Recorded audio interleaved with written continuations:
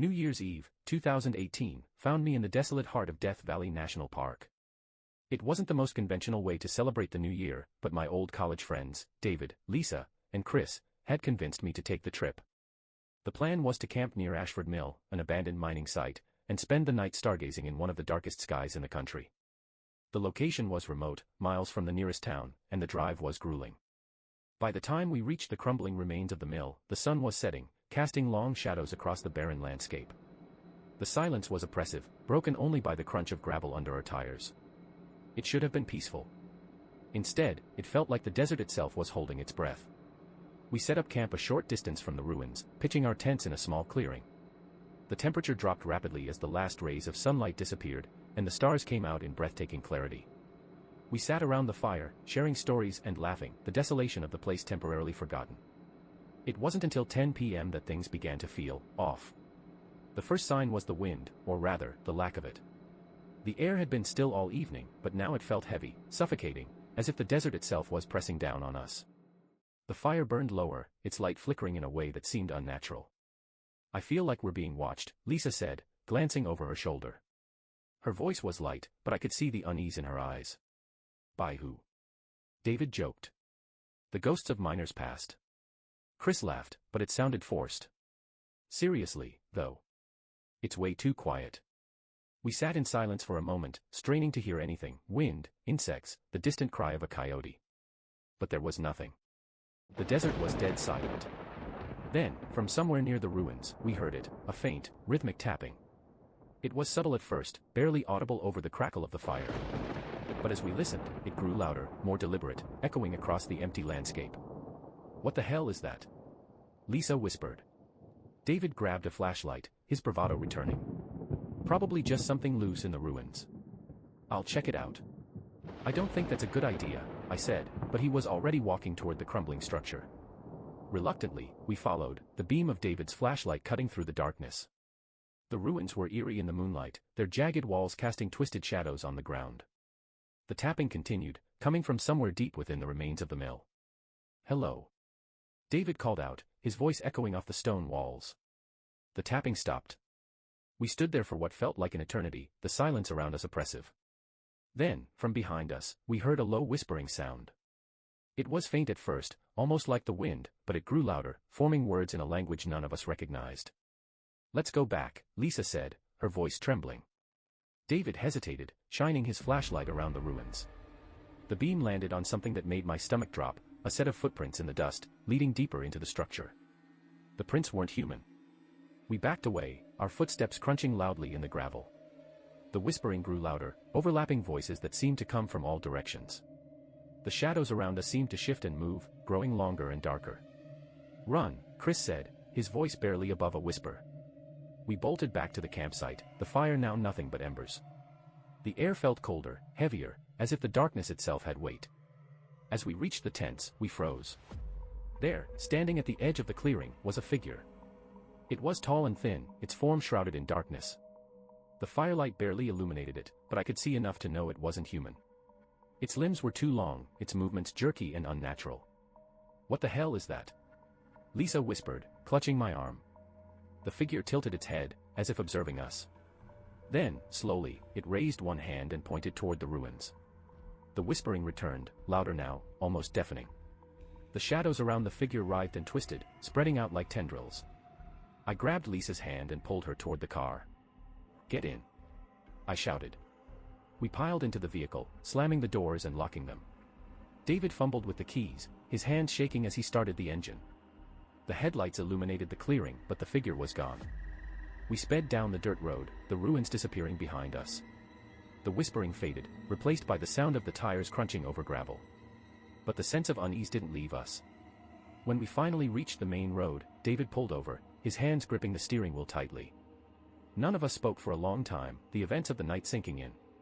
The next day, we returned to the site to retrieve the tents and gear we'd abandoned. But when we arrived, the campsite was gone. The fire pit, the tents, even our footprints in the dirt, everything had been wiped away, as if we'd never been there. The only thing left was the ruins of the mill, silent and untouched, as if it had been waiting for us all along. I haven't been back to Death Valley since that night. Every New Year's Eve, I think about the tapping, the shadows, and the figure that pointed us back to the ruins. And I wonder if it's still there, waiting for someone else to venture too close. New Year's Eve, 2021, was supposed to be a quiet celebration. After years of attending crowded parties and boisterous gatherings, I decided to ring in the new year with my two closest friends, Lauren and Eric, at a cabin I'd rented in rural Maine. The place was beautiful, a secluded spot overlooking a frozen lake, surrounded by dense pine forests. We arrived in the late afternoon, just as the sun was dipping below the horizon. The cabin was rustic but cozy, with a roaring fireplace and large windows that offered stunning views of the snow-covered landscape. It felt like the perfect place to unwind. But as night fell, the tranquility of the setting took on a sinister edge. The first few hours passed uneventfully. We cooked dinner, played a few board games, and poured ourselves some drinks to toast the new year. The cabin was warm and inviting, a stark contrast to the frigid night outside. The storm that had been forecasted began to roll in, and soon, the windows were streaked with snowflakes, the wind howling like a living thing.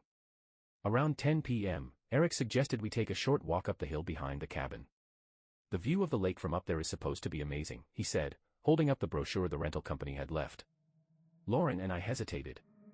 The storm was picking up, and the idea of trudging through the snow in near total darkness didn't exactly appeal to me. But Eric was persistent, and eventually, we gave in.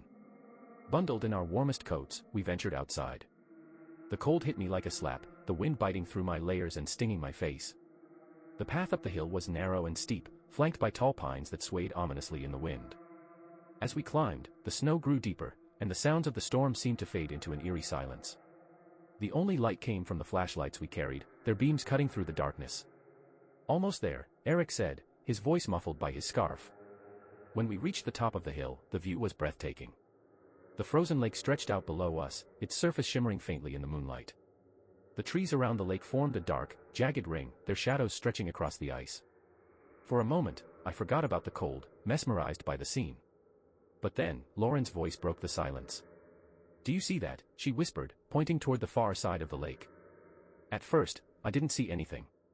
But as I followed her gaze, I noticed a faint light moving through the trees. It flickered like a lantern, swaying gently as it moved closer to the lake. "Maybe it's another cabin," Eric said, though his tone was uncertain. I shook my head. The rental company had told me we were the only ones on this side of the lake. We watched in silence as the light reached the edge of the lake and stopped. It hovered there for a moment, then began to move across the ice, heading straight toward us. A chill that had nothing to do with the weather ran down my spine. "We should go back," I said, my voice trembling. Eric hesitated, his gaze fixed on the light. "It's probably nothing," he said, though he didn't sound convinced. "Let's just see." The light flared suddenly, growing impossibly bright, and Eric took a step back. "Yeah," he said quickly. "Let's go." The walk back to the cabin felt much longer than the climb up. The wind seemed to grow stronger, the trees swaying violently as if they might snap at any moment. The light on the lake was gone, but the sense of unease remained, pressing down on us like a weight. When we finally reached the cabin, I locked the door behind us and drew the curtains. Lauren and Eric tried to brush it off, laughing nervously as they poured more drinks. But I couldn't shake the feeling that something was wrong. At 11 p.m., the knocking started. It was soft at first, barely audible over the sound of the wind. But it grew louder, more insistent, echoing through the cabin. "Who could that be?" Lauren asked, her face pale. I grabbed the fire poker from the hearth and approached the door. "Who's there?" I called out. No response. I opened the door cautiously, the cold air rushing in. The porch was empty, the snow untouched.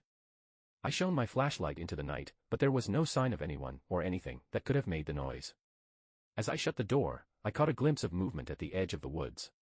A figure, tall and thin, standing just beyond the tree line. I blinked, and it was gone. The knocking returned, louder this time, coming from the back of the cabin. Eric and Lauren joined me in the kitchen, their faces tense as we listened. The sound moved from one wall to the next, circling the cabin. "Maybe it's the wind," Eric said, though his voice wavered. "Wind doesn't knock," Lauren whispered. The power went out at 11:30, plunging the cabin into darkness. We lit candles, their flickering flames casting long shadows on the walls. The knocking continued, joined by a faint scraping sound, like nails dragging across the wood. And then, we heard it, a low, guttural whisper, coming from just outside the window. I froze, my breath catching in my throat. The whispering grew louder, overlapping voices speaking in a language I didn't recognize. The shadows on the walls seemed to twist and shift, forming shapes that made my stomach churn. "Stay together," I said, gripping the fire poker tightly. At midnight, the noise stopped. The cabin was silent, the only sound the faint crackle of the fire. We sat there, too afraid to move, until the first light of dawn crept through the curtains.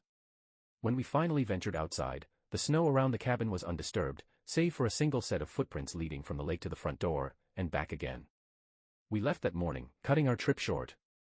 I don't know what we saw, or heard, that night, and I don't want to know. Every New Year's Eve, I think about the figure in the woods and the light on the lake. And I wonder if it's still out there, waiting for someone else to climb the hill. New Year's Eve of 2022 was supposed to be quiet. I wasn't in the mood for parties or fireworks. After a draining year, all I wanted was some peace and quiet, so I rented a small cabin in the woods of Vermont. The place was perfect, isolated, surrounded by towering pines, and blanketed in a fresh layer of snow. I arrived just after sunset, the cabin glowing warmly in the dim light. It was rustic but cozy, with a wood-burning stove, mismatched furniture, and a single landline phone mounted on the kitchen wall. The owner had mentioned the phone was only for emergencies since there was no cell service in the area. I didn't think much of it at the time. The first few hours were peaceful. I made dinner, lit a few candles, and curled up by the fire with a book. Outside, the wind began to pick up, shaking the branches of the trees and sending snow swirling past the windows. It was eerie but oddly comforting. I felt safe in the glow of the cabin, the storm raging just beyond the walls. Around 10 p.m., the phone rang. The sound startled me. I stared at the phone for a moment, unsure if I should answer. Who could be calling? The only people who knew I was here were my parents, and they wouldn't have the number. Curiosity got the better of me. I picked up the receiver. Hello. At first, there was only static, faint and crackling. Then a voice, low and distorted, spoke. "Do you know what time it is?" The question threw me off. "What?" I said, gripping the receiver tightly. "Do you know what time it is?" the voice repeated, slower this time, as if savoring the words. I glanced at the clock on the wall. "It's 10:15, I said, my voice shaky. "Who is this?" The line went dead. I hung up, my stomach twisting. It was probably a prank, I told myself. Maybe a wrong number. But something about the voice stuck with me. It was too deliberate, too cold. I tried to shake it off, returning to my book. But the cabin felt different now. The wind outside seemed louder, more insistent, and the shadows cast by the fire danced ominously on the walls. At 11 p.m., the phone rang again. This time, I hesitated. My hand hovered over the receiver, my heart pounding in my chest. Finally, I picked it up. "It's almost time," the voice said. My throat went dry. "Who are you? What do you want?" The voice chuckled, low and menacing. "You should lock the door." A chill ran down my spine. I dropped the receiver and rushed to the front door. It was already locked, I had made sure of it when I arrived. But now, I double-checked, testing the knob and sliding the deadbolt into place. The phone rang again. I didn't answer this time. The sound echoed through the cabin, relentless and shrill. I grabbed the cord and yanked it out of the wall. The ringing stopped. For a moment, there was silence. Then, from outside, I heard it, footsteps crunching in the snow. I froze, my breath catching in my throat. The sound was faint at first, growing louder as it approached the cabin. I moved to the window, careful not to disturb the curtain, and peered outside. At first, I saw nothing. Just the swirling snow and the dark silhouettes of the trees. But then, at the edge of the clearing, a figure emerged. It was tall and thin, dressed in a long coat that billowed in the wind. The figure moved slowly, deliberately, its face obscured by the shadows. I stepped back from the window, my heart racing.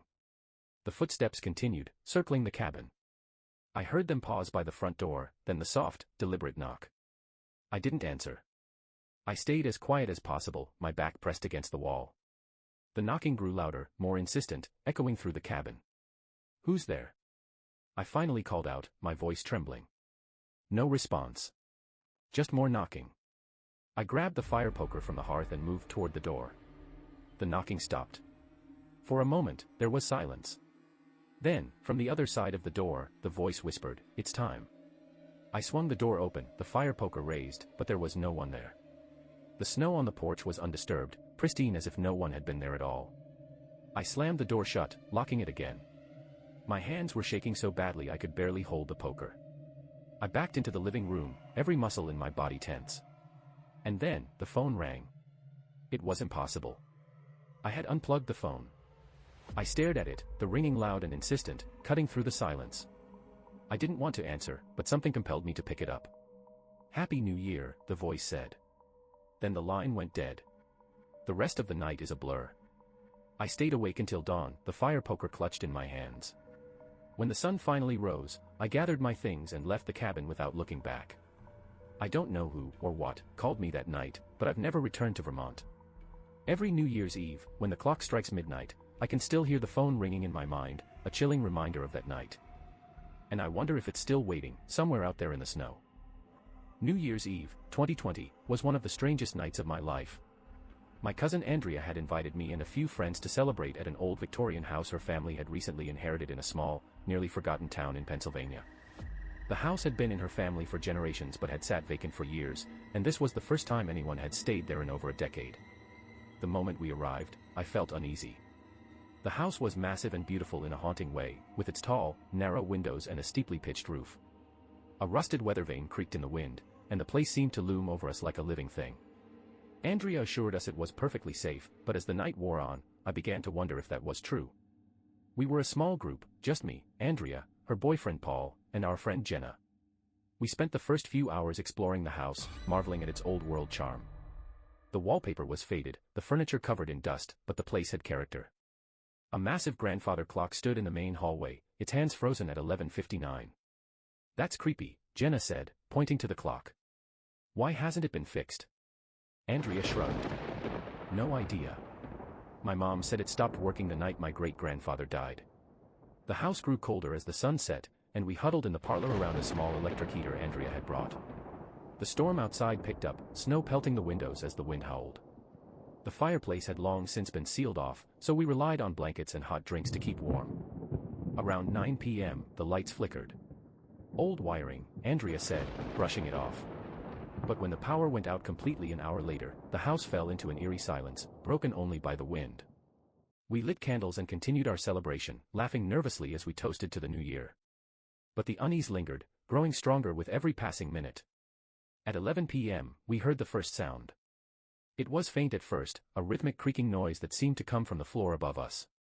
At first, we thought it was the old house settling, but as it grew louder, it became clear that it was something else entirely, footsteps. "Is anyone else here?" Paul asked, his voice low. Andrea shook her head, her face pale. "No. It's just us." We armed ourselves with flashlights and cautiously made our way upstairs.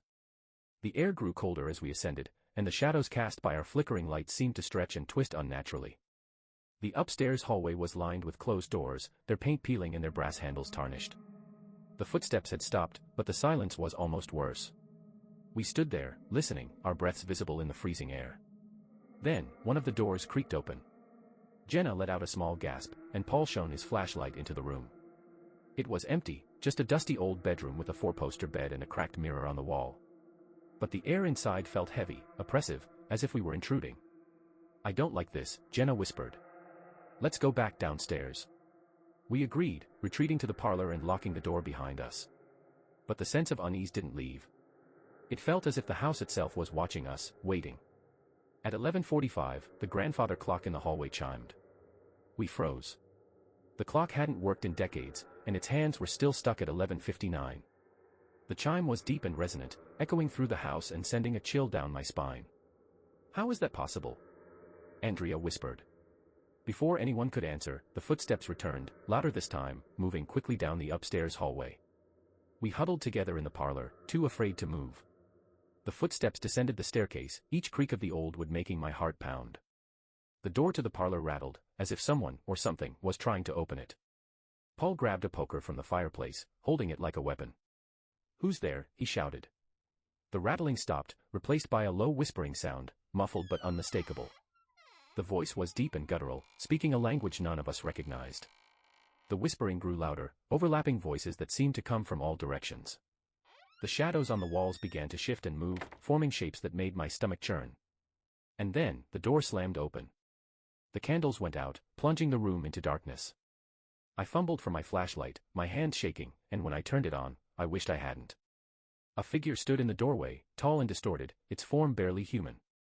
Its limbs were too long, its head tilted at an unnatural angle, and its eyes were hollow voids that seemed to suck in the light. "Run!" Andrea screamed, pulling me toward the back door. We fled through the kitchen and out into the snow, not stopping until we reached the car. The storm had worsened, and the wind howled as we piled inside. Paul started the engine, and we sped away, the headlights illuminating the house one last time. The figure was standing in the upstairs window, watching us leave. We didn't stop driving until we reached a motel an hour away. None of us slept that night, too shaken to close our eyes. When we called Andrea's parents the next day, they were shocked to hear what had happened. "That house was built with a clock tower," her mother said. "But it was removed after your great-grandfather died. The workers said they heard things, saw things, that couldn't be explained. We never went back to that house, and Andrea's family sold it shortly after. But every New Year's Eve, I think about the grandfather clock, the footsteps, and the figure in the window. And I wonder if the house is still waiting for someone to return."